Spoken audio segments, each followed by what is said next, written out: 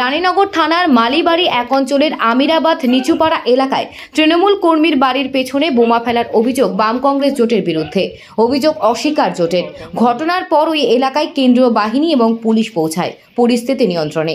ঘটনায় পুলিশ একজনকে আটক করেছে বলে জানা গিয়েছে।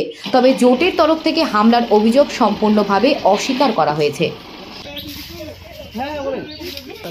আমরা স্বামী স্ত্রী ভোট দিতে গেছি, আর জোটেরা আমাদেরকে নিষেধ করেছে যে ভোট দিতে যাও না, কারণ আমরা হচ্ছে এবার জোট পাস করবে, টিএমসি পাস করবে না।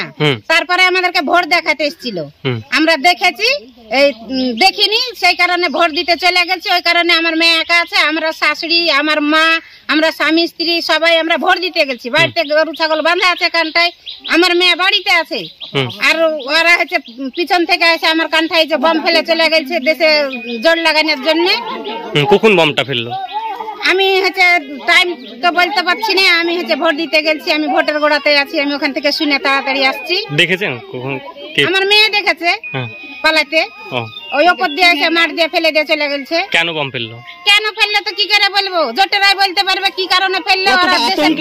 হ্যাঁ, আমাদেরকে এখন তো দেশে থাকা লাগবে নাকি? তাহলে কি টিএমসি করার জন্য কি বম ফেলা? হ্যাঁ, টিএমসি করার জন্যই বম ফেলাইছে ওই জোটেরা। ঠিক আছে, আপনার নাম? আমার নাম হীরা বিবি।